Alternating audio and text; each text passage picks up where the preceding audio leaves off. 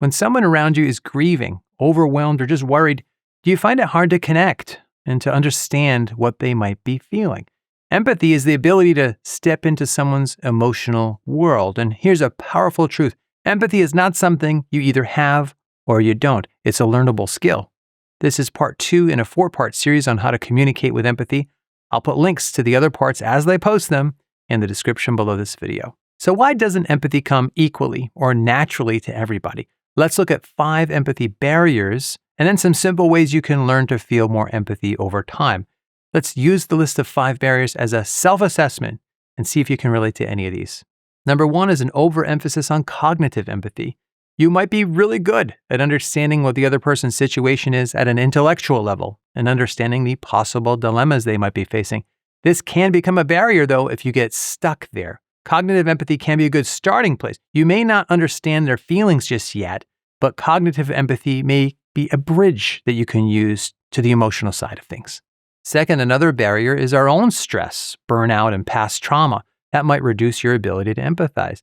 If you're overwhelmed and in survival mode, your heart and mind are probably both saying, look, I've got my own problems to worry about. If you've experienced past trauma, you may essentially be protecting yourself by avoiding feelings of empathy. Number 3 is emotional overload and empathy fatigue. This is similar to the last one, but this is where we are exposing ourselves to too much suffering of others in the news or social media or through real-life caregiving of someone we know. Sometimes we'll emotionally shut down to protect ourselves from that ongoing flood. Number 4, your upbringing and environment may make it difficult to feel empathy. Empathy is a learned social behavior. It's often difficult to give what we have never received, especially when we were young. If you grew up in an emotionally distant or cold environment, or in a context where healthy emotions weren't discussed or modeled, your empathy muscles didn't get much exercise. And that's a barrier because it won't feel easy or natural at first. Number 5 is in-group bias. This is a little different than the others on the list. We may feel empathy more easily for people who are like us, the same views, same background, but we may struggle to empathize with people we see as different from us. This is especially true if you tend to buy into group stereotypes instead of seeing each person first and foremost as an individual. My question for you is, can you relate to any of these 5 barriers? Identifying your barriers is a start. And the good news is empathy can be learned and improved. Researchers in the fields of counseling and psychology have known this for many years.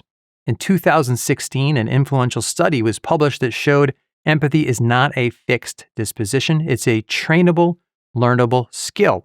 The research team did a meta-analysis of 18 different studies. The results showed that people who received training did become more empathetic, and that's good news for all of us. On average, the participants showed a medium level of increased empathy compared to people in the control groups who didn't get that training. As far as social sciences go, a medium increase in empathy is a pretty good outcome. It means that people can get better with training. Now, does it mean that the person who is terrible at empathy will instantly become the most empathetic person in the room? Probably not. But it does show that individuals can get measurably better than they are right now. And of course, growth isn't instant. Learning to empathize takes time to develop just like any other skill. Based on both research and practical experience, here are 3 ways you can start exercising your empathy muscles. Number 1, strengthen your own emotional self-awareness. You can't recognize emotions in others very well if you can't recognize your own emotions. As mentioned, many people are good at cognitive empathy. On numerous occasions in my life, I've asked people how they feel about something. A common response is, I'm not sure how I feel, but I can tell you what I think. That's coming from a person who, from an intellectual standpoint, can usually see what people are dealing with. If that's you, that's a start. You can build on that. Now you can start also noticing how you feel. Ask yourself at various points during the day, what am I feeling right now? Start with, am I feeling good or bad? Start there. And if it helps, you might want to type some thoughts into Google to see if you can find some synonyms or even more precise words for that feeling.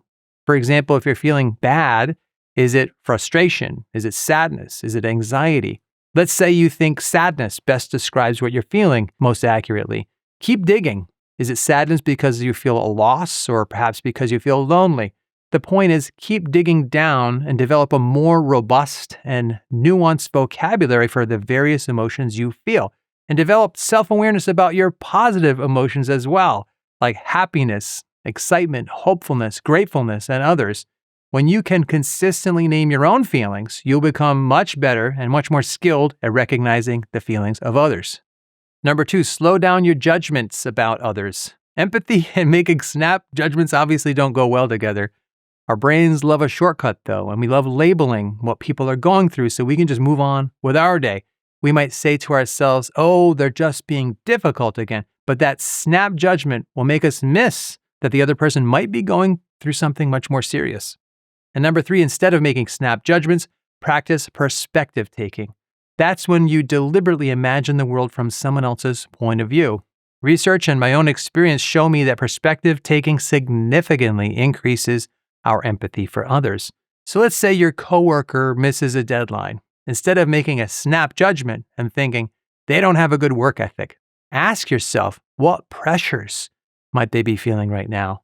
Imagine it. Put yourself in their shoes. Perspective taking is about curiosity.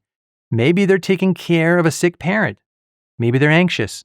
Whatever it takes to put yourself in that person's shoes is going to help. When I do it, I instantly remember similar experiences I've had in my own life.